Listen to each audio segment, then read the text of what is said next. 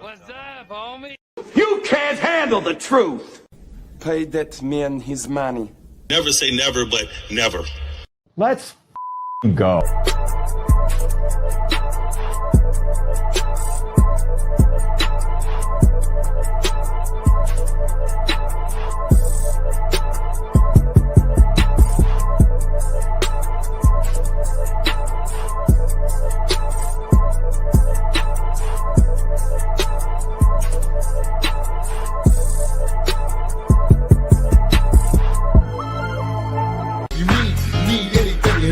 Drop it off to y'all if my homies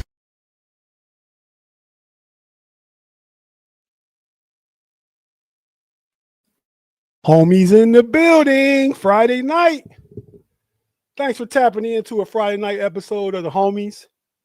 Whether you're watching on the Know It Alls channel, Steel Curtain Network, Frustrated Chicago Sports Fan, or running through the jungle with your boy B Dirt in the building with me. B Dirt, what's happening, man? Man, I had an interesting conversation with someone I work with today. I said, I realized the age that I've gotten to now because of how often and how many different body parts hurt on a day-to-day basis and ailments and this and that and the other. I don't even inventory them anymore. I put my elbow down on my console and the inside of my elbow hurt. And I moved it back. And I realized to myself, I've been doing that for damn near 2 weeks. My elbow's been hurting for 2 weeks. I just didn't take any kind of inventory of it. Like, didn't keep track of it because it's always something. Something hurts every day. I don't know what. Yesterday, I woke up, I slept wrong, and my neck was kicked, and I couldn't turn to my left. Because I slept. Getting old, man. Hey, man, you and my brother about the same age. Mm-hmm. You know, for a while, some years back, I'd say years back, not like get around like I ordinarily could before that. Couldn't walk for a year. So anytime he'd come visit, he'd be here. My brother-in-law, you met my brother-in-law, Kevin, when we went to the Steelers-Redskins game. Commanders, was Redskins then. But yeah, when those guys would come over, like they'll be here Thanksgiving. Like all the heavy lifting and stuff I need done, I would get them to do it. Yeah. But now they're your age. I can't. That hurts. Yeah, I gotta respect it. Kids to grow up, and nephews need to grow up. Nephews, quick. Yeah. It won't be too quick. They 5 and 4. I got about a good 7 more years. I even told Pay Dirt is backstage before we went on. I even told Pay, I said, you need to stop with the ageism stuff, man. You're 40 now. You got to understand your trade value is nothing. Ain't nobody giving up a first round for you anymore. You're not LeBron James. You ain't getting a first round draft pick for you anymore. You're 40 now. Right. You get a late round, like 5th round, 6th round draft choice. That's it. And when I used to make the ageism jokes and stuff back in the day with my uncles or older relatives and cousins and stuff, they'd tell me just keep on living. Keep on living. You one day we'll see. You'll know.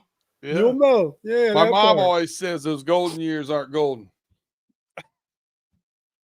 Way to say it too. That's a good way to put it. I get it. It's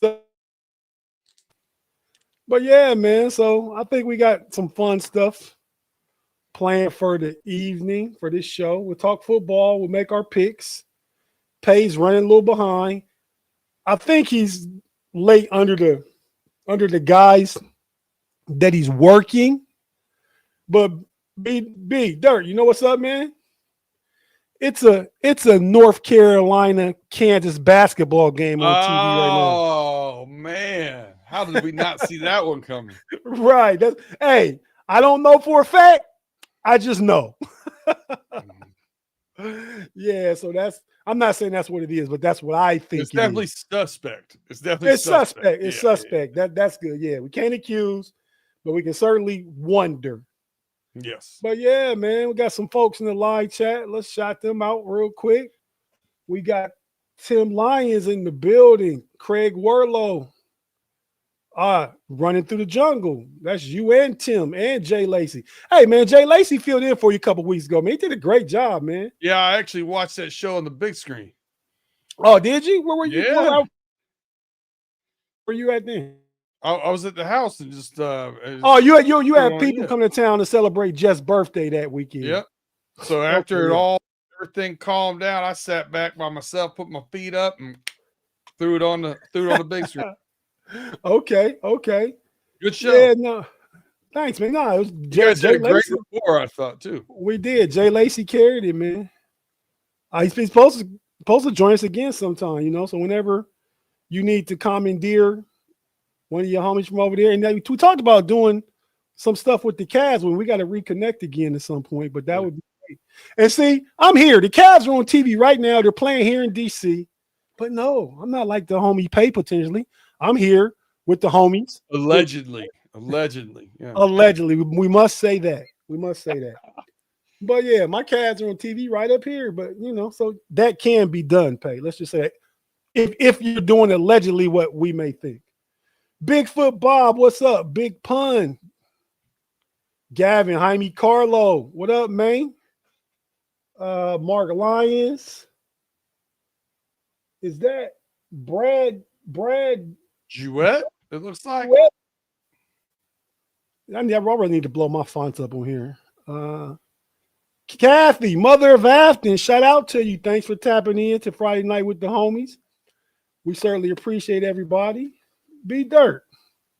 The Bengals will bye this week, right? Yeah, so they should only give up 30. So we should be good. You say the defense is gonna hold nobody down this week to 30. To 30, yeah. They're gonna give the bye week is gonna score 30 on us this week. That's funny, man. But man, so while we waiting on Pay, let's just break these couple AFC North games down. Then hopefully he'll join us and we can just go into making our picks. And I got a couple things I want to ask you guys at the end. Not really no right or wrong answers to this stuff, just your opinions on some different things. Not all football related either. Kind of mostly football related. I know one of them is not, but we'll talk about that when we get to the last 6 or 7 minutes of the show. But yeah, man. So again, thanks everybody for tapping in. Let's get them likes up. If you haven't subscribed, subscribe. Algorithms. If you algorithms, definitely.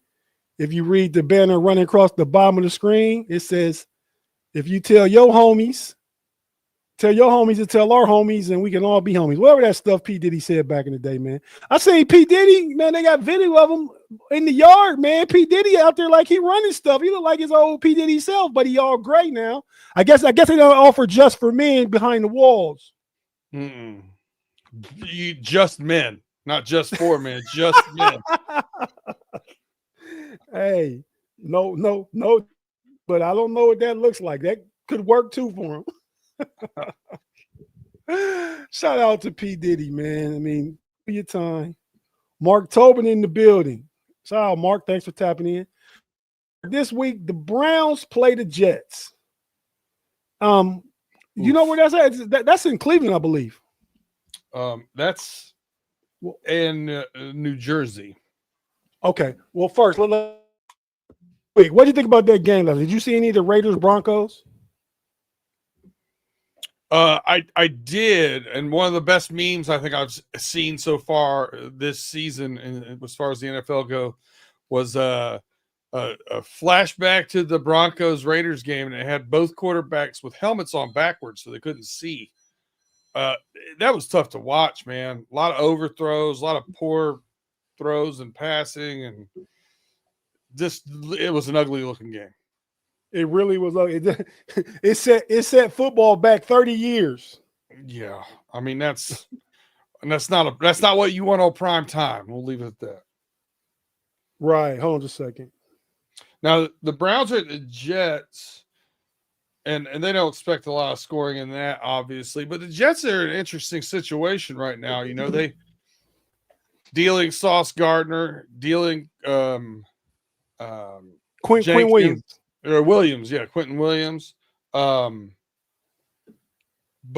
it looks like getting all those draft picks and everything. Like I'm guessing that they're going to stay at pat as far as coaching and they at least got to get them 2-3 years on top of this year to get those players in and see what they can do with them. I think this is kind of their way of saying, all right, this is what we're going to do. We're going to rebuild.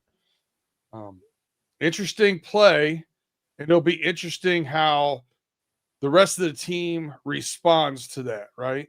Losing a couple of their star players, unless those guys were toxic in the locker room, you kind of expect it to be a bit of a bummer, you might say. In my opinion, humble opinion, but the Browns, they have some younger players that are starting to develop and look pretty good. I think Mason on defense has looked really good. Quinshon Junkins is playing really well. Gabriel's starting to play a little better. So there's some upside for the Browns. The Browns are favored on the road.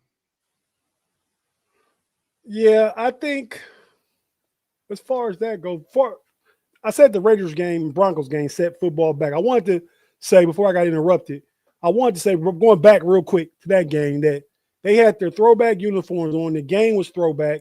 The Broncos they've been down in 8 of 10 games, and they're 8-2. Every game they've been down in, they've won. It doesn't look like Bo Nix is playing a good quarterback either. I think they have a great defense, but I think they could be a little bit maybe not as good as we may think they are right now. What do you think about the Broncos? Fugazi. Okay, I didn't want to go that strong with it because they're 8-2. But yeah, right. Okay. You stop me when I name a playoff team. Raiders, Texans, Cowboys, Giants, Jets, Bengals, Titans, Eagles. They've beaten one playoff team. Tate. All they beat was Eagles. All those wins against all those other teams are all trash wins. 7 trash wins and snuck one out against the Eagles. Wow. Oh, I didn't know that. I knew that they beat the Colts. No, Colts beat them on last second field goal. Oh, that's right. That's how that went. Yeah. Well, they played a tough game against the Colts. Okay, yeah. Mm-hmm. No, that's true. I mean, so I guess Fugazi is appropriate. That's the way I gotta call it right now. And listen, the hip drop tackle, I don't understand. Either you are gonna call it and get it out of the sport, or you're not gonna call it. But it's dangerous, obviously, and I know that all stemmed from a Logan Wilson tackle. I'm not gonna forget about that. But now you're looking at J.K. Dobbins is getting reevaluated, even though he came back in for his ankle because of a hip drop tackle. If he's out, man, he's been the one. He's having a career year with the Broncos, and he's been the one thing they can hang their hat on. If he's out, it's not good for them. Yeah, no, you're right. They got that R.J. Harvey kid, but he's just been so. Like he's had flashes, but hasn't been consistent in the run game, right? He'll lose 2 yards, lose 1 yard, gain 1 yard, and then hit one for 12. He's a better third down back, it appears. Yeah, catching the ball out of the backfield. Yeah, absolutely. He does that kind of stuff really well. Yeah. All right. Well, as far as the Jets and Browns, man, the Browns are favorite. They're a road favorite against. I think, and I don't know. I just think it can be a tough game because Jets beat the Bengals when they had their last game, right? Mm-hmm. Last week. They got some feel good about themselves. And they're coming back home, beat you guys on the road to play the Browns. Justin Fields played well that game, and it'll be 2 weeks that he's had to refocus the offense. Garrett Wilson was out last game against you guys. I don't know how ready Adonai Mitchell that they got back in the trade can be to be a factor. I felt like number 2. Mark, what's Mark say? this past Thursday night game was trash. We don't disagree. Shout out Afton, the chat general, the know-it-all. And so I think it'll be a competitive game. Don't even know who I pick now, but when we pick, I got to pick somebody, so we'll save it to then. But your thoughts, I mean, on the game, just your thoughts, you think, you kind of alluded to, but do you think, I mean, because to me, you believe in Dylan Gabriel then? You think he's their quarterback of the future? Do I? No, but I think he has shown signs of being competent. And I think part of it is some of their offensive line has gotten to play together as well, and that's a big part of it. But no, I wouldn't go as far to stay confident. But here's the Jets. I mean, I look at the teams they've actually scored points against. It's the Steelers. It's the Bengals, and they had a game against the Bucks. They scored 27. Other than that, they scored 6, 11, 22, 21, 10, 17. The Browns are much better defense than the Bengals. I think they're going to have a hard time scoring. I think they'll be able to play those guys pretty tough. Okay. And in the building, I believe the Carolina Kansas game is at halftime now. You like in and out of here, Pay? It's in the second half. Okay. Carolina must have it under control. or the opposite. Pay, I want you. We were talking about this just a little bit ago. I want you to give me a yes. Hold on. Granny's calling. Hold on. Got to see what Granny wants. She calling. But what were you saying, B-Dirt? Grandma Ma? Yeah. Well, you didn't hear the phone? Granny was calling, man. I got to, make sure what she wants. So we were talking about this just a few minutes ago. Yes or no answer here. All I need. I don't even need you to go into detail. Denver Broncos. Fugazi? Yes. There it is. Okay. I was just trying to give 8-2 team credit. Do you remember a 10-1 Pittsburgh Steelers team? No, I remember the 11-0 Pittsburgh Steelers team. 11-0 Pittsburgh. I thought it was 10-1. The one that then lost out. They didn't lose out. They won. They went 1-4. They were what? No, They were what? They were 11-0 and they were Fugazi. Oh, that's true. We went to the play. Well, Denver's going to playoff too, aren't they? That's what the Broncos remind me of this year. Was that particular Steelers team. They beat a lot of not so good teams. They had matchups where people were banged up, and things keep working out for them. Win a lot of close games, win a lot of ugly games. Reminds me a lot of that Steelers team. I think that was the 2018 Steelers. We actually lost. Big Ben coming back from injury, right? Yeah, that was 20. Oh, yeah, they lost here. So we went to the Steeler Commander game here. Then the next time they would have been 8 years later. We went there in 16. No, it was at home. They lost at home. It was 20, and we were 11-0. And Bud Dupree got hurt that game. I think that was his last game for the Steelers because he was a free agent after that, and he went to Tennessee and got a bag. And he's actually gonna play for the Chargers, who we play this weekend. But hold on a second. Can we Brad Jewett, I believe he's a new name here to the show. He said, Bengals fans, wait until backup comes on the show to talk their talk. Haha. That had zero to do with the Cincinnati Bengals. Our team is hot garbage right now. Our defense is the worst in the league. I said they gave up 30 on the bye week this week. I don't have any thoughts of grandeur about where our team is. Just like you shouldn't have had thoughts of grandeur where that team was when the Pittsburgh Steelers were winning games, but squeaking them out, and it was a little bit didn't pass the eye test, didn't pass the sniff test. Yeah, Things but I mean, happen. I think your team this year is better than that team was then. You're probably right, but I mean, you still feel good. Your team's the only 11-0 team in the league. They're 8-2, so they're not even have a better record as we had then. But yeah, we I was played. just, I think we went to Kansas City. Showing similarities. That's all. Or was that was the year I believe we lost to Cleveland and Baker Mayfield. That was the COVID year too. So that year was all off. That was a bizarro year. Bizarro year. Yeah. Picks right now, just analysis. What do you guys think about that game? Which game? Steelers versus Chargers. That's a tough one to call. In my mind, I think they match up pretty well. The Chargers are favored by 3 at home, which means it's a pick'em game, neutral site, right? But I expect to see a lot of Steelers fans at this game too.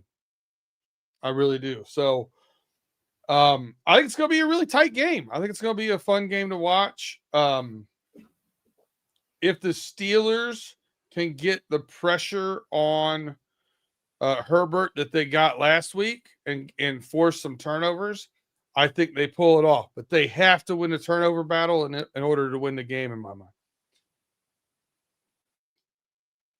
I think whoever wins the turnover battle in this game wins. What if there's no turnovers? Well, Vegas says the Chargers win then. Does the Bank of B Dirt agree? Now, if you're going to set the over under on turnovers at 0.5, I will gladly take the over.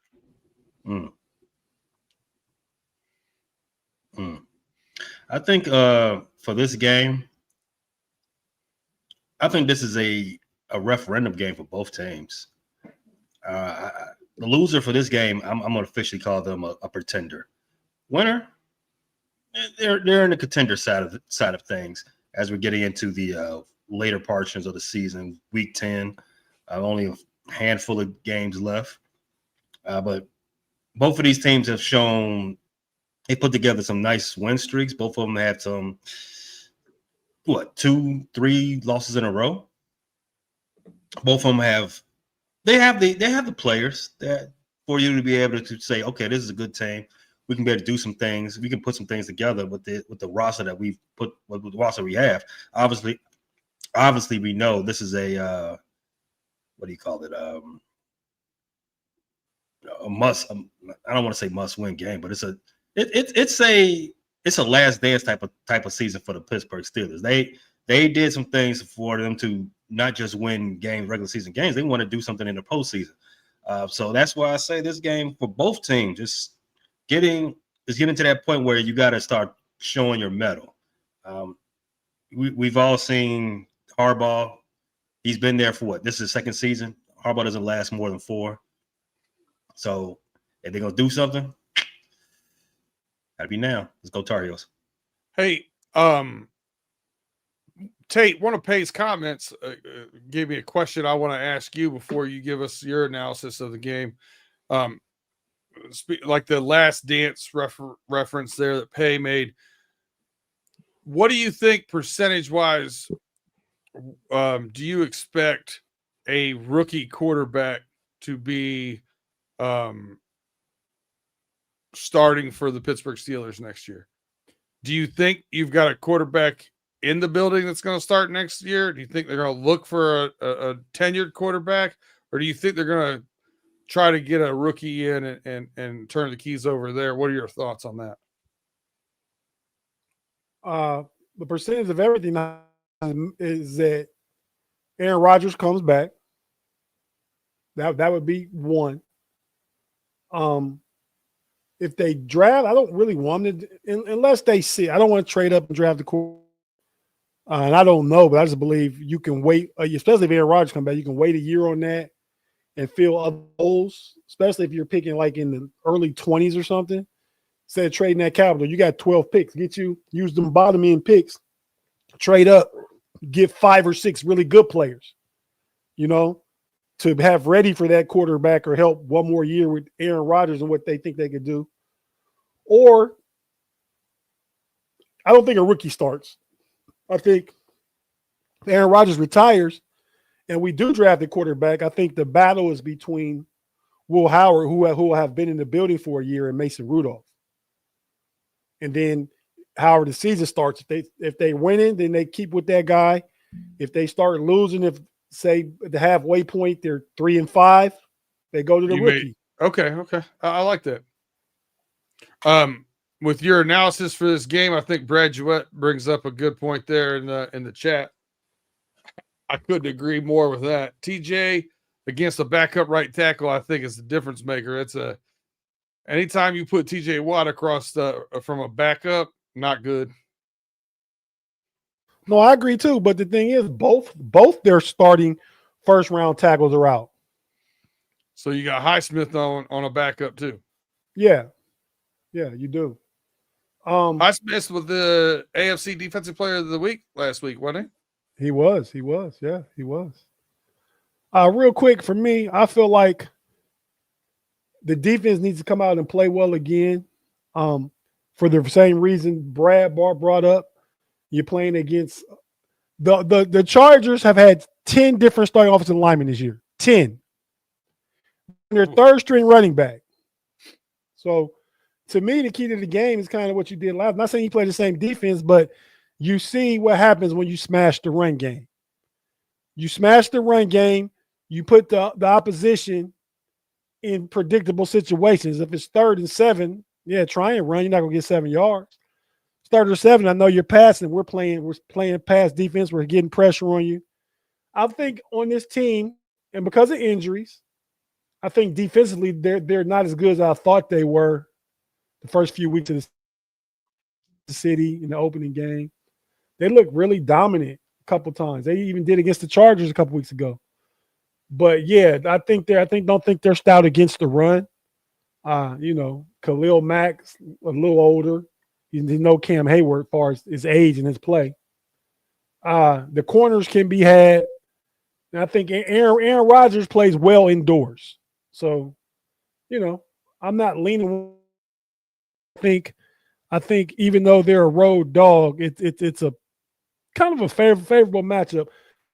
Throughout the whole game, the only place the Chargers win for position by position is the quarterback. I believe Herbert's top 5. He just has an injured line. Is on his 3rd string running back. I mean, and so I like Lab McConkey. I like some of their well. I like that Oronde Gadsden. He's a good young tight end. Yeah, I agree. But yeah, I like him. But you make just so 2 games. The Steelers last played good defensively against Cleveland. Dylan Gabriel threw the ball like 57 times.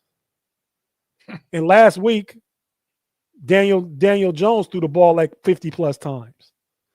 Flacco got us for a lot, but he only threw the ball like 37 times or something, So, yeah, because we didn't make your boy Chase Brown was out there. He had 100 yards that game. Our defense was getting gas, but we were doing things too complicated. And the communication was off. The responsibility of filling your gaps, no Diddy was off. Hey, so so yeah. Just do your job, play solid defense. I think that's what they did last week. They just said, man, we got all these good players on defense. We're paying all this money. Y'all just go play. We don't got to try and scheme nothing out. Just go beat your man, and we'll be okay. So that's my thought on that. Let's go ahead and take our first break. And the last team in the division, the Cincinnati Bengals, on a bye week, will have 14 missed tackles and give up 31 points. Off to the break. I got to be dirt. They hold them under 30. They hold by under 30. Take the over. But yeah, what's up, Steeler Girl? Thanks for tapping in. We'll go to break real quick. We'll come back. 808. That's Hawaii. Yeah, Steeler Girl's always around. I never questioned the 808. 808's the Hawaii. 808s are speakers. Say what? 808s are speakers. 808 is also the area code for Hawaii. No, but pay typical pay style. Make your ages joke. Pay. Go ahead. What do you mean? What's the you said 808 Dirt obviously didn't know what 808 was. Steeler girl, Maui. Yeah, Maui. Eat it, Pay. Whoa, whoa. I said 808 is a common phrase for a type of speaker also. That's it. Okay. But B Dirt was right at the end of the day. We're going to take our first break. We'll be right back after that. That sounds good. We right back and go ahead and have our pick'ems. A few words from our partners and advertisers for the audio side, and we'll be right back after this.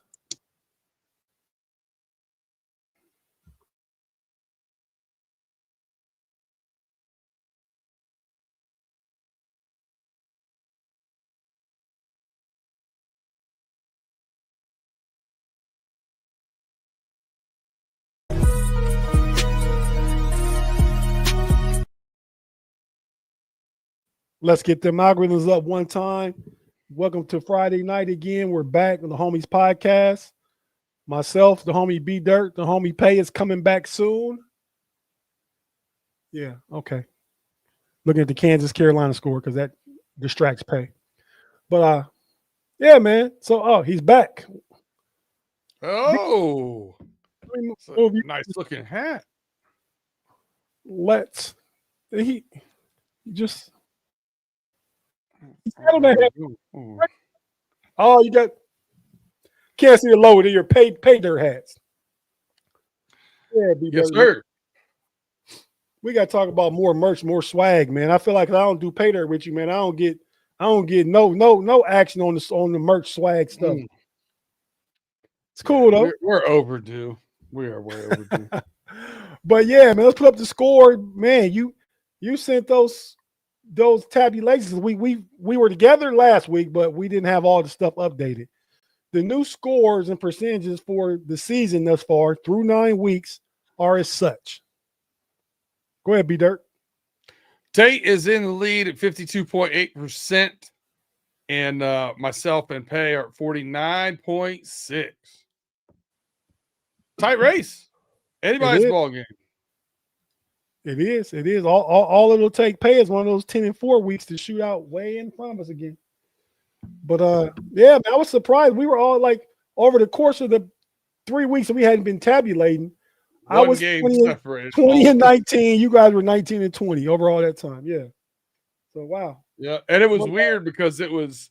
I think all three of us had a hot week, and all three of us had a low week and a medium week. Okay, that's how that went. Pickens, you big dummies in the house. Welcome, man. Pickens in the building, the big dummy.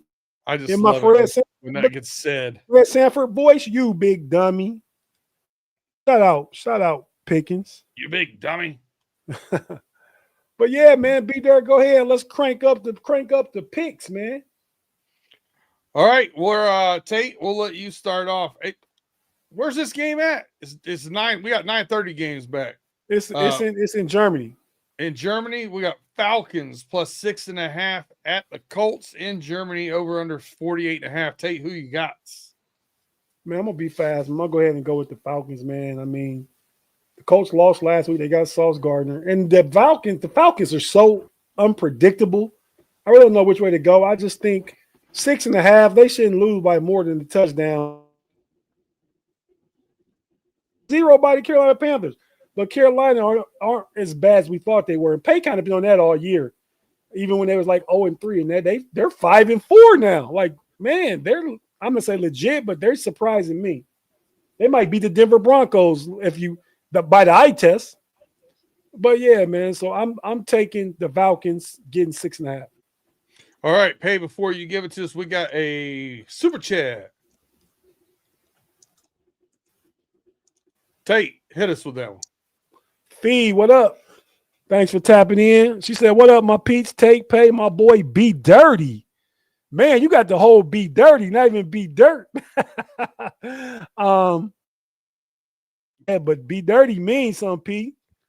Means something, Fee. I mean, you out here in these streets stirring stuff up.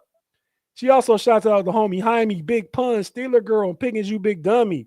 Live chat love coming to y'all from Fee, and thanks, Fee. We definitely thank you. Thanks for tapping in tonight. As always, you one of our chat generals too. Go ahead, B Dirt. Yeah, I might be doing somebody dirty later. Pay. Falcons plus 6.5. Colts in Germany, 48.5 is the over-under. Who you got? Well, you said the Germany game, Falcons and the Colts. Falcons plus 6.5. Give me the Colts by 7. Uh, Oh no! You Oh. 6.5, right? Yep. For some reason, the Falcons. Yeah, I hate. Yeah, Jekyll and Hyde type squad. Very much so. But something tells me that with the bright lights on, they're gonna, with everybody watching them in Berlin, they're not gonna do that. They're not gonna do that. That weak Falcon thing. I think this game might be close. Maybe I'm gonna switch. Give me the Falcons to cover. Hey, did you did you say the Falcons are inconsistent? Yes. All right. Yes.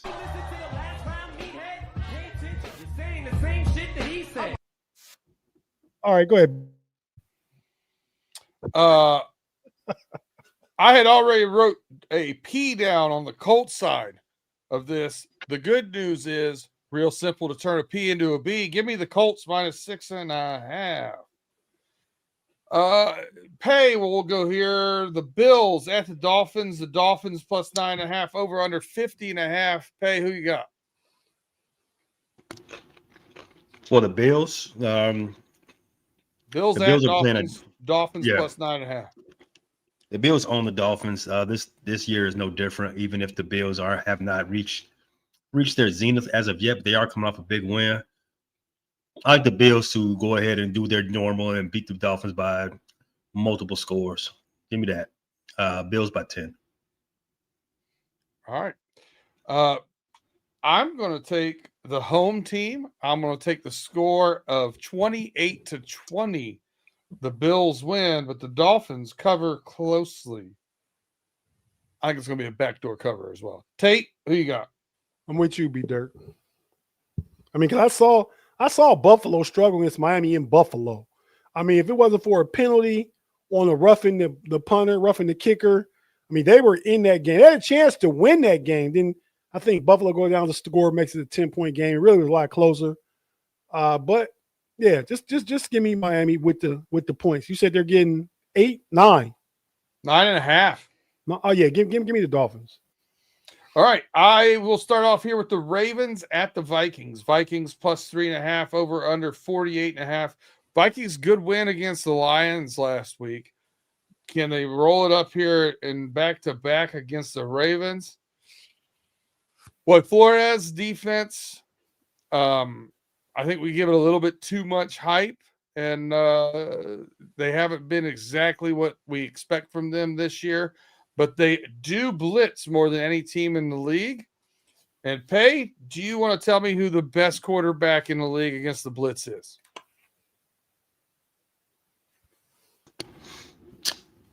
Would it be Jake Browning? No, it'd be Mr. Jackson. Give me the Ravens to cover minus 3.5. Pay or Tate?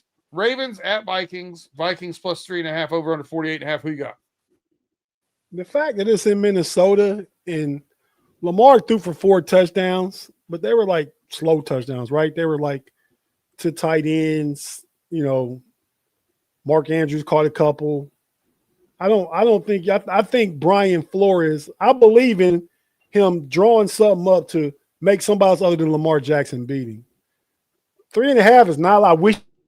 I wish it was 4, but I'll take the Vikings getting 3.5 at home. I'll take the home dog. All right. Pay tiebreaker here. Ravens at Vikings. Vikings plus 3.5. I also have the Vikings to keep that game close. Give me the Vikings to cover the 4.5. 3.5. 3.5. Even better. See, I wished it was 4. He said even better than 3.5. Yeah, he's not paying attention to us. He's watching the game. It is what it is. All right, Tate, you got the Patriots plus 2.5 at the Buccaneers over under 48.5. Who you got, Tate? I think this is one of the toughest games of the week. Patriots at Buck. I mean, hey man, it's close. You said the Patriots are getting 2.5. Yes. Yeah, so give me the Bucks, man. If they're gonna win, they're gonna win by a field goal at least. And I'm just taking Baker over Drake May right now. Ibuka will be back. I believe after the bye, Bucky Irving should be back. But so nope. I don't. No Bucky Irving. No White. Oh, no running back. That's a fact. He lost his headphones right now. Yeah. But yeah, man. Things escalated quickly there for Pay. But yeah, man, I'm gonna take. Oh, that makes a difference though. But I'm gonna take the home team. Give me Baker. All right. Pay Patriots plus 2.5 at the Bucks over under 48.5. Oh, 2.5. No running backs. I don't think running backs really impact the line too much, at least in Vegas' eyes. But the Patriots have to lose at some point. They've won 6 in a row. Buccaneers are a step ahead in weight class, I believe. They want to run. They want to throw the ball anyway. Give me the Bucks to win. Bucks by 6. All right. I think Emeka Ibuka obviously being coming back, being healthy is a big one. This is definitely two quarterbacks that are in the conversation for league MVP as we hit the halfway point here.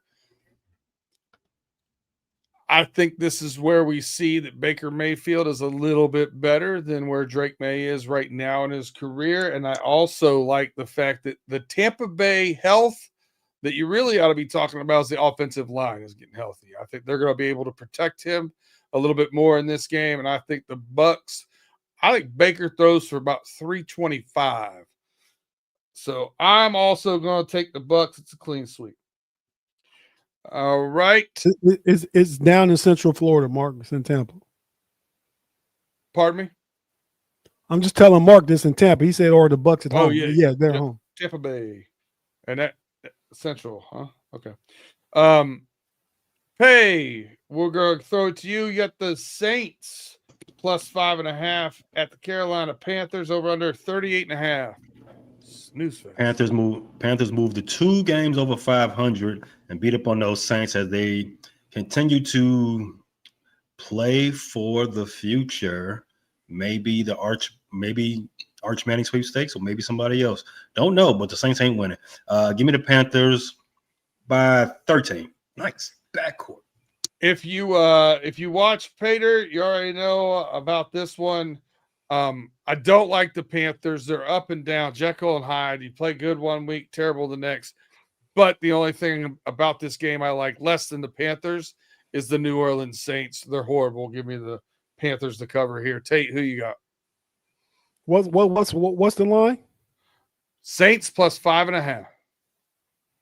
Oh, yeah, you got to give me more for that. I ain't doing that. And this one, yeah.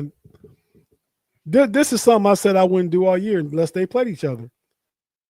The Saints or the Panthers. Now, my take on the Panthers may have changed over the past few weeks. They have 5 wins now. I mean, I think I'm not picking them over a good team, but at one time there was like, man, who am I going to pick when the Saints and Carolina Panthers play? Well, that's been spelled out for me now. It's really easy. Give me the Panthers to cover the 5.5. All right. Clean slate again. Oh, so I get to start this one. Giants plus 4.5 at the Bears over under 47.5. The Giants pass defense is not good enough to keep up with the Bears pass offense. I think the Bears are unlocking some pretty good offense there under Ben Johnson. Give me the Bears to cover. Tate, Giants plus 4.5 at the Bears. Who you got? Oh, man. It's a tough one, man. I think it's the universe, man. Every time the Bears always give me, I've picked the Bears like 3 or 4 times this year. And I picked against them like 3 or 4 times this year. And every time I've always lost whenever I'm picking or not picking the Bears. I think, man, the Bears -4.5. It's a tough one. I think Jackson Dart's gonna come, but the fact that their weapons are hurt, it's gonna catch them at some point. And the Bears just got a new edge, right? Who'd they get? Who'd they get, Pay? Somebody out of Cleveland, not Myles Garrett. Okay, thought they got somebody else. But all right, yeah, man, give me the name. Don't ask me. I don't know his name. Okay. I can't pronounce his name. I think his name's Joe. JTS. That's what we call him. JTS. Oh, I think his first name is Joe. Yeah, he played at Washington. Yeah, he's an edge. He was a Tampa. He played college in Washington. How about that?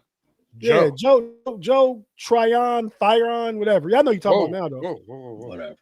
No, something like that, though. Joe Tryon. Joe Tyron. Yeah. Joe Tyron. Sharinka. What? That's his name, Sounds man. close enough. Yeah. I said, Joe. Give me the Bears, man. Give me the Bears. All right. Do we have our third straight clean sweep Pay, or are you picking against your beloved Bear? Come on now. All right. What kind of question was that? Pay takes the Packers. Heard. All right, Tate. You got the Jags at the Texans. Texans +1.5 over under 37.5. And CJ Stroud is officially out. Still in concussion protocol. Get that. So this is a Davis Miles game. Who you got? Davis Mills, not Joe. Well, whatever. I Davis got career backup. I got the Jaguars, man. Jaguars. But they always have problems in Houston. But yeah, no Stroud. They're out. The line is Jaguars 1.5. Texans +1.5 over under 37.5. Yeah, I actually like Davis Mills to go ahead and get this upset. All right. Wow, I was almost right there, Pay. But go ahead, be there. Tiebreaker, I think the Jags on offense just make one or two more plays than the Texans. I'm going to give the slight edge to the Jags. All right. Who started that one off? Was that Tate? So Pay, you have game of the week. The Cleveland Browns at the Jets. Jets +1.5 over under 37.5. Got to be the game of the week, right? I mean, I'm staying up to watch it. You're gonna be happy to hear this. We didn't talk about it yesterday on Pay Dirt. I like the Jets to upset. Hey now. All right, I do not. I think the Jets are running into a Browns defense that's much better, and I think I have a feeling they're going to be a little dejected after getting rid of two of their best players.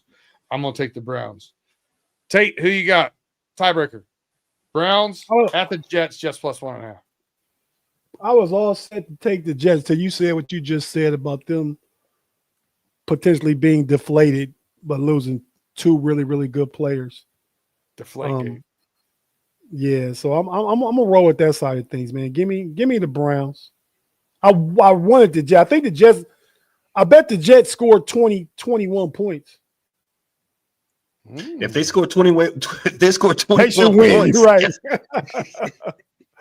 I think it's 21-17 Browns. I will go Cardinals +6.5 at the Seahawks. Seahawks over under 45.5. We have now definitely got Kyler Murray on IR. I think the Seahawks are proving that their defense is for real, their offense is for real, and you can't really load up for one thing or the other. They have two good running backs. They have a good tight end. Arroyo has been playing really well, rookie out of Miami. And JSN is the real deal at wide receiver. I'm going to take the Seahawks to win by at least a touchdown or more. I like this one about 28-17. Tate, Who you got? Cards plus 6.5 at the Seahawks, over under 45.5. Man, I think the Cardinals have been playing the defense and the offense, and Jacoby Brissett's been in. Kyler Murray, you're on the way out of town this offseason. I don't know where, but you're on your way out of town. And not that Jacoby will be the starter. They just resetting the quarterback position. I mean, look how much better McBride and Marvin Harrison look with a competent pocket passer in there. I think the Seahawks win. I'm more like 27-24, but the Cardinals keep it within 6. So, yeah, I'm taking the Cardinals with the points. All right, Pay, you're the tiebreaker. Cards plus 6.5 the Seahawks. Who you got? The numbers don't support Brissett's offense being a more fluent offense versus when Kyler's a quarterback. The numbers don't support it. However, it just looks that way, doesn't it? It feels like the team is better with Brissett.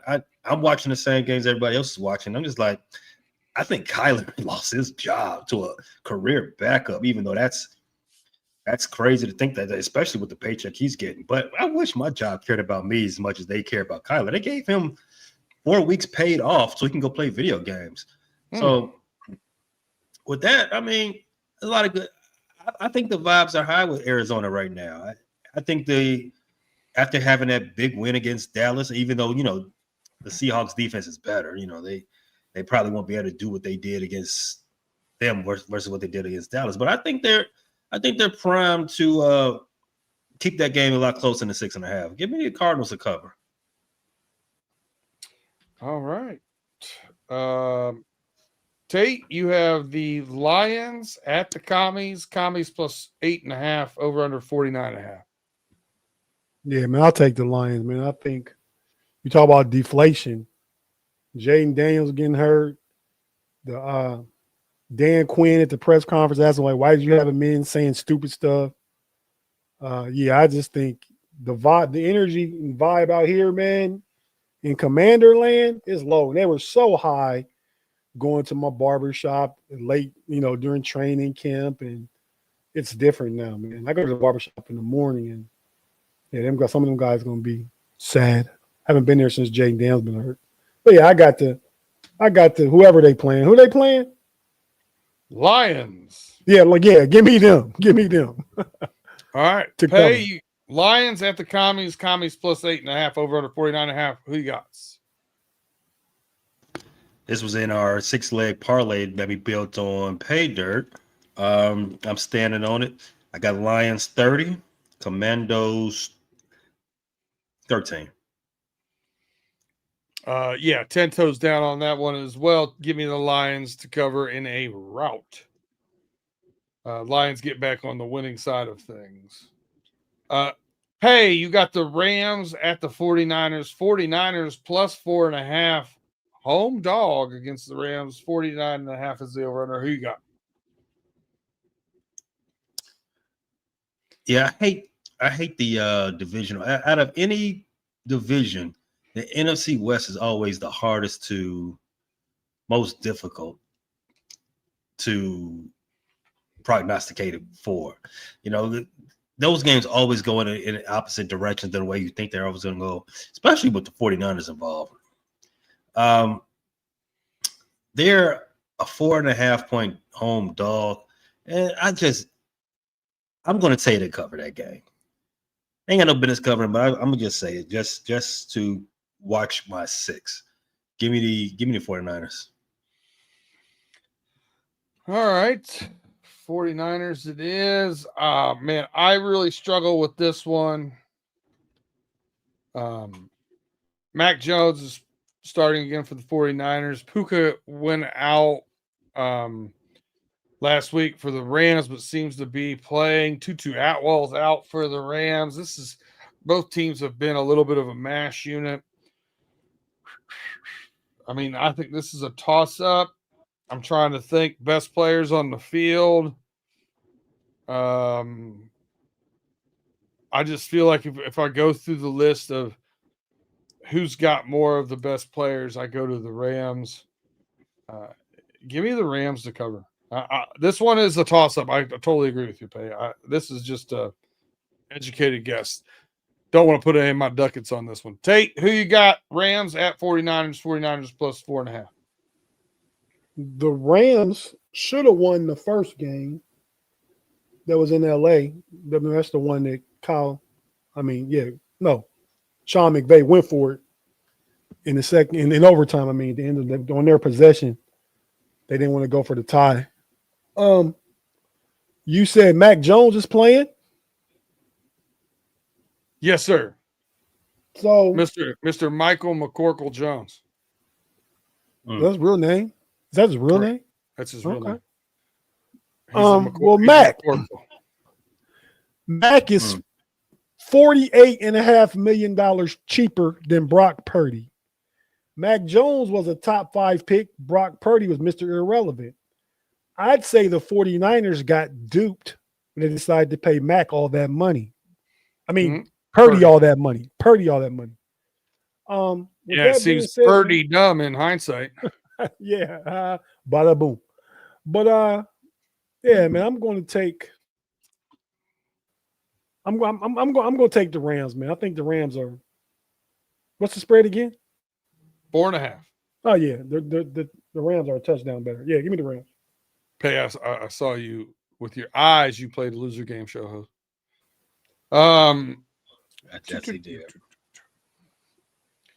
I have the Steelers plus 3 at the Chargers, over under 45.5. Now, this is how you know that I am doing this in the random order of which the boxes align themselves, because I just want to have an ability to take one team that neither one of you are taking in this one. I have no idea who's going to win this one. I think it's a complete toss-up. That said, I know that Tate's going to take the Steelers. So the only opportunity that I have to be a lone wolf is to take the Chargers. Therefore, I'm going to take the Chargers. That's the only reason why. Tate, who you got? Man, yeah, we're going out to Pittsburgh West, with all those terrible towels out there in SoFi. I think it's a competitive game to the last quarter. I think the Steelers are able to run the ball and mix their tight ends in. I think Aaron Rodgers will play a clean game. Outside of last week, Aaron Rodgers is automatic for a 2-tub game, which is why I played in my fantasy quarterback the past few weeks, because I had Justin Fields and Kyler Murray. So I just want some consistency out of position. And I think the Steelers will get that consistency tomorrow. I just need the defense to show up again. They should be able to have a 4-sack game against Justin Herbert in the offensive line and stop the run. So give me the Steelers. I think they're getting on a roll. They play both you guys' team next. So this is just part of staying on that roll this week. So I got the Steelers winning the game 24-17. Hey, you got the tiebreaker here. Steelers plus 3 at the Chargers, over under 45.5. Who you got? I actually have a similar score to Tate. I actually have it 23-17 Steelers. Yes. I just wanted to be the lone wolf here. I pulled out that thought process. I feel good about it. I don't know if I'm going to win or not, but at least I got an opportunity to get one on both of you guys. I get one win on both of you in the same game is nice. All right, Tate, take us home here. Monday Night Football. And here's the pay. I want to say this. When we talk about payday, you talk about pay dirt, excuse me. We do this show normally on Wednesdays. We did it on Thursday today. When you start seeing the big money, Vegas money normally starts coming out Friday afternoon, for those of you who don't know. I love the fact that 3 of the lines that we picked yesterday and I put money on have changed when the Vegas money, the big money, went down. This is one of those Eagles plus 1.5. It went down from 2.5 to 1.5 at the Packers, over under 45.5. Tate, who you got winning this one? Man, I'm going to roll with the Eagles, man. He had a decent game recently, but one of these games Saquon was going to blow up, man. This could be the week Jalen Hurts just gets out of trouble and he can get first downs and stuff with his legs. And I just think the Eagles going to get pressure on Jordan Love. And I'm just going with the Eagles, man. I don't have really any more analysis on it. Just like the Eagles to win in Lambeau. That's just they're getting 2.5. What plus 1.5. It was 2.5 yesterday. Oh, okay. Yeah. I still like Eagles to win out. But the smart money, as they call it, Vegas calls it the smart money. The guys that bet really big, they went Eagles today. Hey, okay. Yeah, I got Eagles too. Eagles plus 1.5 at the Packers. Who you got? What happened? Packers did what? Eagles plus 1.5 at the Packers. Go Heels. Go Tar Heels. Come on now. Eagles is going to beat the Packers. Two losses in a row. I like the Eagles. They're the dogs anyway. The nerve of them making the defending Super Bowl champs dogs to the Wisconsin team. Upset alert. That's my third upset alert, isn't it? Is that an upset? It is. Eagles plus 1.5. It is an upset. Yeah. No, I get it, but do we really think that's an upset? It's like even money. No. I mean, by definition, yes, I do. No, I get it. Yeah, I get it. Listen, the Packers have struggled to score points at times this year. The Browns, 10 points, 13 points against the Panthers. And Croft is out, right? Croft is out. Croft tore his ACL, out for the remainder of the season. Reed is out, and 2 other wide receivers are questionable.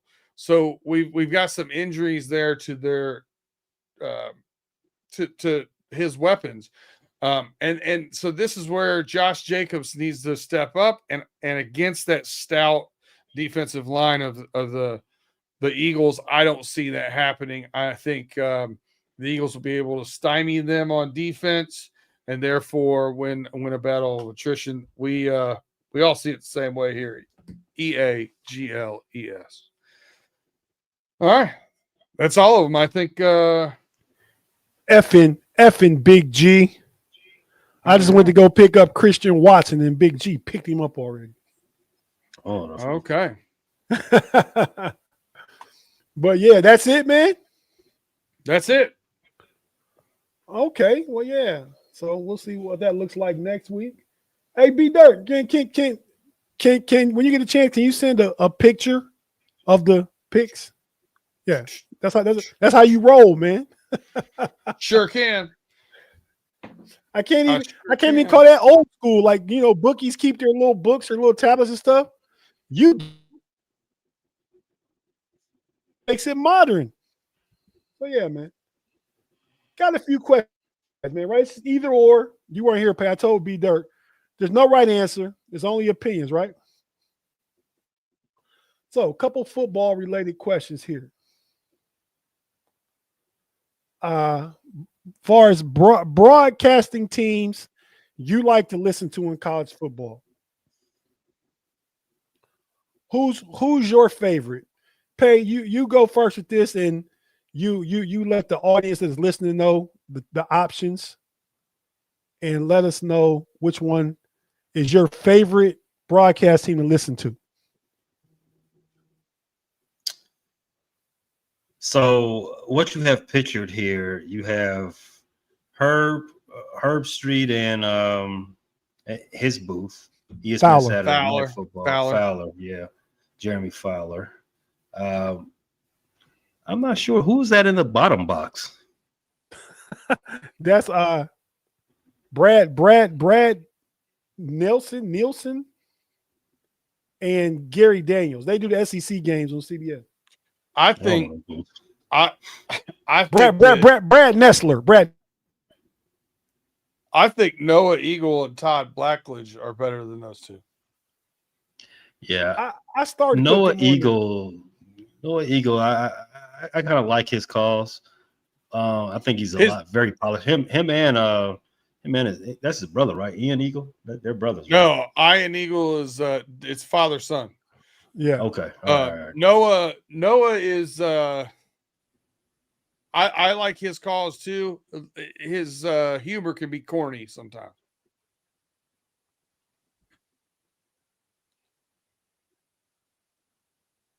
So Cornball. is that cousin to Nerd? Who's No. your guy, Pay? Cousin to Poindexter, I believe, is what we were looking for. Dork. Okay. Dork works. I like give me Herb Street. You know, they've done it long enough. So I think Herb Street and Fowler. Okay. I'll go next. No, the only ones I don't like is the bottom. I think the fact that Herb Street and Fowler do primetime games mostly just offers their games more appeal than doing the big noon game, even though that gets the day started. Right tomorrow, Joel Klatt and Buzz Johnson, his name Johnson. He's from Michigan. B Dirt, you know his name, don't you? Gus Johnson. But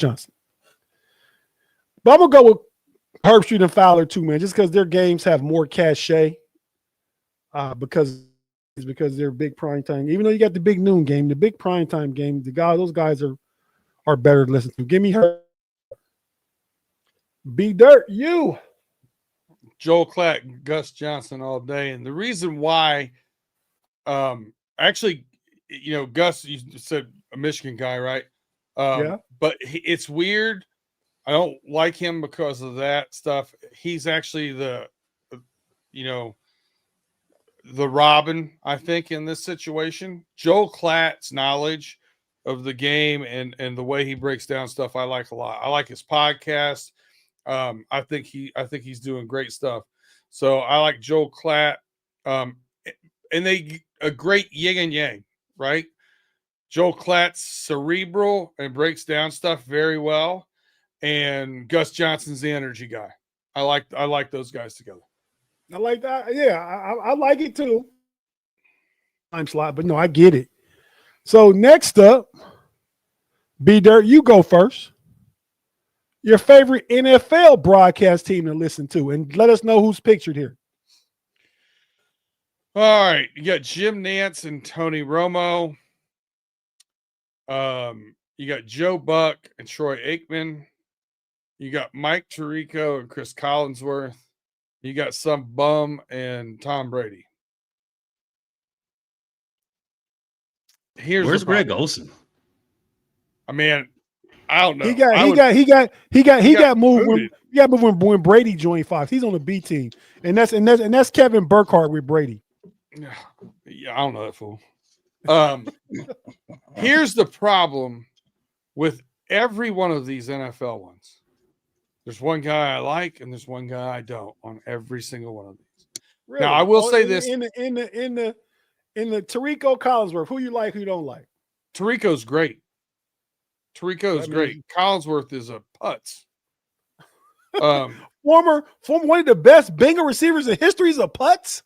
Yeah, and listen, why do I have to have this conversation? I just had to have this conversation with somebody in the chat earlier. Yeah, I'm objective. He's a putz. I don't give a shit who he played for. As an announcer, makes him a putz, though? Terrible. What makes him a putz? All right, so he says stuff like, he gets so far up. What's the terminology? Navel gazing. He gets so far up. Certain players or derrieres. Pat Mahomes. Oh, no one in the league can do that. Like escaping from the pocket and throw down. I literally just watched the game before this where Baker Mayfield did it better. You know what I mean? Like I can't.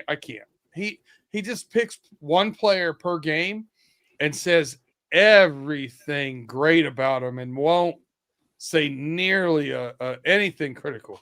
It's just it's not objective at all. It drives me nuts. Well, for me, that's because he runs PFF, and I think they are in, again, it comes up again, bizarro world as far as a lot of their analysis. I won't say 100%, but a lot of it. Yeah. So who's your favorite, B-Dirt? I'd probably go Joe Buck and Troy Aikman, to be honest with you. And it's tough for me to say that. I don't love any of the the 4, if you ask me if I'm just picking my favorite single one, it's Mike Tirico. Wow. But I like Tirico. Jim Nance should only be doing the Masters at this point in his career. So I'll take Joe Buck and Mr. Concussion himself, Troy Aikman. He's got the fun CTE. He's good.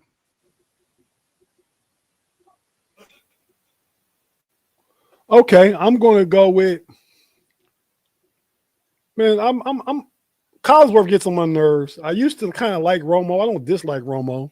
He kind of tells you the game, what to look for, what to expect. I kind of like that aspect of it from this perspective. But I think Tom Brady's a real good analysis. But yeah, I gotta go with Troy Aikman and Joe Buck. I mean, I just like the way they've been together the longest. I think Pay used that one on the college pick. I think the fact that they've been together the longest, they work well together. Yeah. They transitioned from Fox to ESPN, leaving it for Burkhart. I mean, I wonder how Buck and Brady would do. But now, do you guys agree that Brady was terrible last year, but is much better this year? Yeah, I agree. I mean, you get better the longer you do stuff, right? And I think the Fox broadcast is more centered around him. Some of them Brady commercials are funny, man. Mm-hmm. You seen some of those ads where, like, the guy's eating his breakfast, thinking about a football play, and he says, or the kids outside playing, you got to rip the seam. Yeah, they're funny to me. But go ahead. I got that side. So now the last two are a little bit. I mean, they're close, right? I mean, there's no right or wrong. And I'll put these guys up. And which one of you guys are more of a hockey guy? Oh, Pay, did you pick yours, by the way? He did. He went first. Didn't you? I did. He went first on the first one. Oh, my bad, Pay. Go ahead. I got rid of the graphic now, though, but I hope you remember. Is that the actual Tom Brady, or do you think that's the clone Tom Brady calling the games? Because you say something interesting, V-Dirt. He's gotten better this year calling games. Yeah. Do you think that's the real Tom Brady, or do you think it's the clone? Be careful. I care about you, Pay. I know. I'm just asking questions. Just asking questions. Be careful. Listen, man. Listen, I'm tired. I'm tired of this. There's no way. Could be a whole army of Tom Brady's coming after you. Yes. Yeah, it might be. It might be. But you know what? They don't have real skin. So I think I could be able to. I think I can be able to fend for myself there.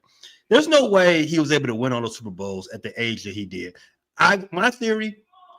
Actual Tom Brady retired a long time ago when he brought in his clone, and he was able to get all those Super Bowls, just like he cloned his dog. And I think the clone is actually calling these games. So it's not fair to pick him because it's not even really him and Burkhart. So I'm just going to default to the other quarterback, and I'm going to take the Troy Aikman, the hater he is, and Joe Buck. All right, that's a clean sweep. Hit Big Puns comment here. Says, my favorite of all time was Dick Enberg and Merlin Olsen. That's an old school shout out. I like that one. But I would have to say, whoa, Nelly. So fast, my friend. Oh, how you guys going to leave out Pat Summerall and John Madden? I just told you, Keith Jackson's my favorite. Hey, you never heard Pat Summerall and John Madden. Is that right? Well, yeah. It may not be right, but it's close to right. It's close to right. You weren't you didn't have your whole football mind then. Let me just say that. You know they didn't retire until like 15 some odd years ago, right? No, they were retired like by 2000. Well, because Madden, Summerall together they were. Madden stayed around and went to work with Al Michaels. Mm-hmm. Yeah, so that's not Summerall and Madden though. You were a little fellow when Madden was doing games. Okay, so the thing was that you're wrong. No, I said your football brain wasn't together yet. You don't know that. So you wouldn't even recognize good analysis. I know them. Yeah, I don't recognize good announcers now because that's an opaque ass question, but I do remember them calling games. Technically, hold on a second. Technically, Pat Summerall called his last game in the Cotton Bowl in 2010. 15 years ago. When did him and Madden break up? 2002. Okay. Yep. Think Pace still was walking around high school then. So when they started, he may have been walking around elementary. Football brain, is what I was saying. But he definitely heard Summerall. When did you get a football brain? When your brain's totally cultivated, you understand strategy and play calling and all that, the intricacies. When you learn the intricacies, throw the bomb, go deep. Yeah, you know all that stuff. Yeah, you learn that. So if you've been playing football, so if you were playing football when you started playing football at 8, and you're still playing in high school, you don't understand football. You may, but I said when they. All right, so moving on. I understood football. 2002 says the graduate of 2003-ish, probably. But anyway, next up, who's the hockey guy? I'm gonna take my break now. I like hockey. Okay, so I watch hockey, but I don't get into much of the who's calling the game nearly as much as I do the other ones. It's not about that, B. It's about this. Yeah. Ooh, who you got? You know what? Listen, I know Ovi, scored more goals than anybody, but True. To me, what he's done, he's a test of time, strength, crashes the net, that kind of stuff. I think Sid's more of a skill player, and I think you could put I just think Sidney Crosby's more talented, more fun to watch his game. I'm gonna take Sidney Crosby all day. Oh, okay. I'll go second. It looks like Pay's pondering, and I don't know. See, it's funny because I've been to watch Ovechkin a couple times. Been to a couple Capitals games. Not a hockey. I went to a hockey game the couple of times I've been. The energy in the arena, the force, especially when you're close to the glass, and the power they play with, right? And I mean the checking against the boards and stuff. Ovechkin is the best player. It is also a goon, right? I mean, he brings the physicality to the game. He's powerful. I do agree that Sid the Kid is more skilled. Co-worker of mine back in the days from Pittsburgh, huge Penguins fan. Loved Sid Crosby, loved Mario Lemieux. And him and my director, who was a Caps fan, they would talk about this all day. But yeah, I mean, it could be because I've been out here in DC for 20 years now. So I kind of all I've known is Ovechkin. I'm gonna go with Alex. I'm gonna go with Ovechkin, man. For no other reason than it's only about my favorite, right? So I'm gonna roll Ovechkin. Pay, who do you got?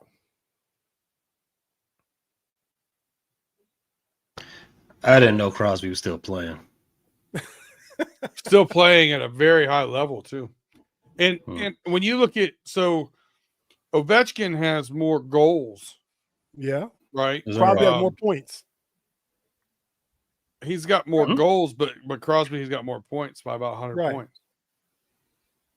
And so is that just a Pittsburgh thing? Is because Crosby's still playing and Mario Lemieux played for a long time, and what was the other guy? Ben Roethlisberger played for that. Jaromir Jagr played more than all of them. He's still playing. He did. You're right. More said talking about the Penguins. What's it? Didn't Gordy have? No, Gordy hadn't played for the Penguins. No, he played for the Red Wings. So that's right. When you're talking about career games played, Gordie Howe 1767, Mark Messier 1756, that's cool. Jaromir Jagr 1733, a bunch of people you don't know. Yeah. Pick one, Pay. I take the all-time goal scorer. That was a real disinterested answer, but okay. All right, last. Now, I could pose it a question, or you just could pick your favorite between the who's more. The question will be, well, answer it two ways. Who's your favorite and who's more important to their sport, right? We'll put the pig and Pay, you go first this time. Announce to their announcers, their legends. Who you got?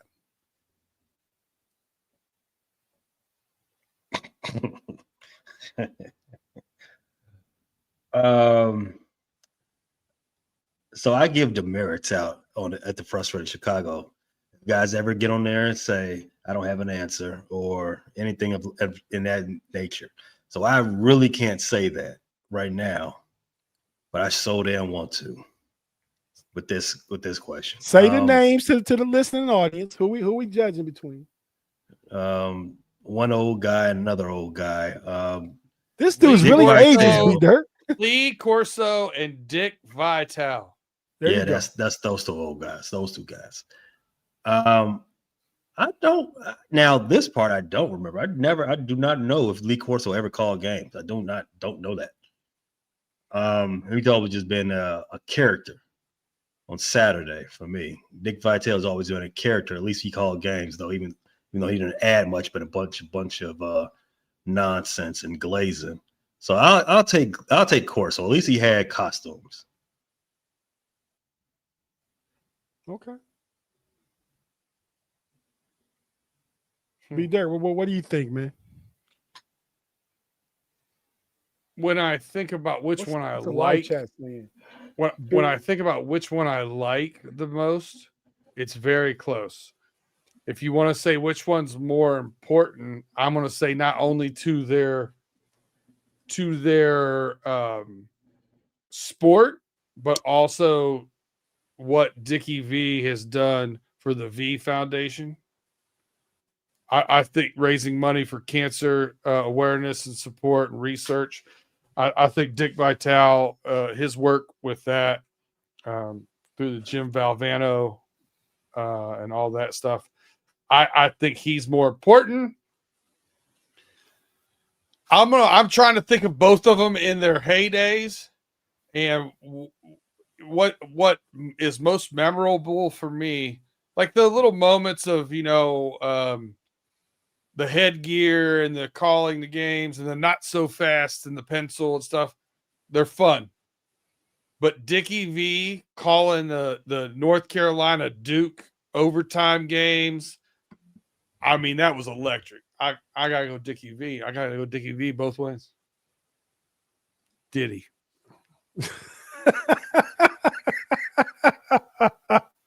Woo, that was funny.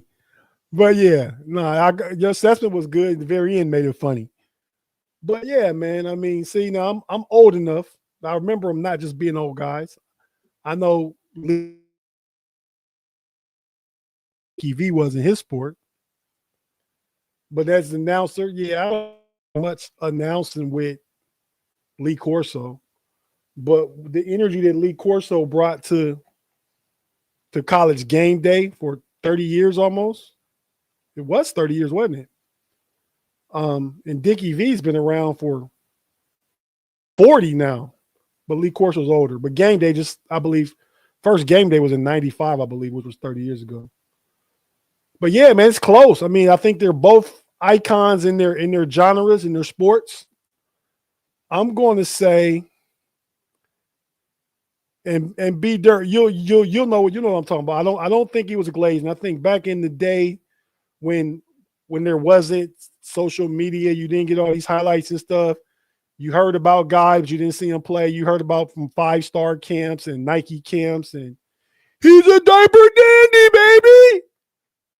But Dickie V, man, I mean, just the energy he brought back then of all the players from my generation and before. I just got to roll with Dickie V, man. And I love Corso for what he brought to college football for 30 years. But yeah, I got to go Dickie V too. What'd you say, Pay? Capital P, putts. That's lightweight disrespectful, but yeah. I shouldn't even ask you this one. I was disrespectful for calling one other person a putz, but I can't call that one a putz. No, well, because first you referred to them as a bunch of old guys. You didn't want to say their name. No, I didn't get around to it. Oh, It's been a okay. very disrespectful segment. That's all. It is what it is. It is what it is. But yeah, man. With that being said, you guys got anything to say before we get out of here? I Let's see do. what Jaime said. He said Corso coached at Florida State. Dickie V made college basketball exciting. Yeah, you're right, Jaime. But Corso also, I believe his best years coaching were at Indiana. They're currently number 2 ranked Hoosiers. He was their coach. You know what? That might be a reason to get a sentimental thinking Indiana could do something this year because this Corso's last year. But go ahead, B-Dirt. I digress. I'm guessing you got to do somebody dirty. Go ahead. I am. I'm going to do somebody dirty, man. I we're in a situation now in the NFL. Very few teams really play physically in training camp, let alone play their starters at all in preseason games. We're in load management in a lot of sports also. You can't hit the quarterbacks anymore. You can't do all this other things. It's all about safety and preservation and yada, yada, yada. You got a exciting young player that we've all enjoyed watching over the past couple of years who has to miss a couple games with a knee injury, has to miss a couple games with a hamstring injury, comes back from a hamstring injury. The first week back, you're down 38-7, and you still have your starting quarterback who's fresh off an injury out there. And what happens? Dislocated elbow and a hit. Man, inexcusable. I know. Can I just add one thing to that? Yep. They punted this series. So they weren't even trying to win. And that's why I'm agreeing with you. But go ahead. Yep. And listen, and Dan Quinn, to his credit, did take accountability and say he shouldn't have been out there, but that doesn't stop him from receiving more scrutiny. And the rest of his staff, there's got to be somebody on that staff that helps with timeouts and helps with game management decisions and stuff. That person's got to be in his ear. The quarterback coach has to be in his ear. Hey, that's the franchise out there. Let's not get him hurt. It's 38-7. Call off the dogs. Dan Quinn got done dirty. He did his quarterback Jaden Daniels dirty. Shame. Yeah, and the thing about everybody's around here talking about is the fact that it happened against the same team at the same end of the field, the same end zone, same side of the field. The RG3 got injured. So, yeah. You got something to say, Pay? You turned your mic back on. Hot mic.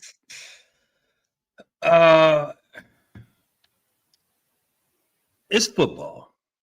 You can get hurt at any point. Close game, blowout. I don't necessarily subscribe to the fact, well, the game's over. Somebody got hurt. Now somebody's got to they got to walk the shame. They got to do the shame walk like this Cersei Lannister. I don't go with that. But you do him dirty. He can be dirty. Do you think it was poor judgment? I don't think it was. I think it's football. I think you play them to play football. I think it's a wild take by you. All right, you got it. Hey, you can get. It could have got hurt in the first quarter. They gonna say, "Well, he should have been playing." That doesn't mean he shouldn't be. No, you should play your starters when you have a chance to win a game. You shouldn't be playing the most valuable person to your franchise fresh off an injury when you don't have a chance to win the game. And to Tate's point, you're not even trying to win the game. If the wild take, if he wasn't in danger, if he wasn't in danger, your brain's stopping your mouth from defending it. No. If he was in danger, right? Let's say the offensive line gave up like 7 sacks, something like that. Then I would be more into that. So like, okay, we can't protect this guy. Let's get him out of here. It wasn't even like that. I mean, but I don't care. It's football. It is football. Injuries happen, but that one didn't have to happen because he didn't have to be in the game. The series before, they're down 38-7. They punt the ball. You punt the ball, you're no longer trying to win. So if you just kill the clock, put Marcus Mariota in to run that play. Coaches have to protect their athletes from themselves. So I would be dirt. Do Dan Quinn dirty. No excuse for not taking him out the game. And with that being said, everybody, thanks for tapping in. Catch this obviously on the Steel Curtain Network, the Know-It-Alls channel, Frustrated Chicago Sports Fan, and Running Through the Jungle with B Dirt, and Frustrated Chicago Sports Fan with Pay. We'll be back on the Frustrated Chicago Network's Pay on Monday. No, you guys just hosted this past Monday, didn't you? NBA show? Yeah, you hosted this past Monday. I did. Oh, well, you're up again, right? No. Okay. Detroit is. Well, we'll be doing an NBA show on Monday somewhere. Check it out. And I only say that to tell Pay that the Cavs just dropped 148 on somebody's head. So with that, we're out of here. See you guys next week on the homies. Thanks for tapping in. Peace. Let's go. Mamba out. Y'all come back now. Here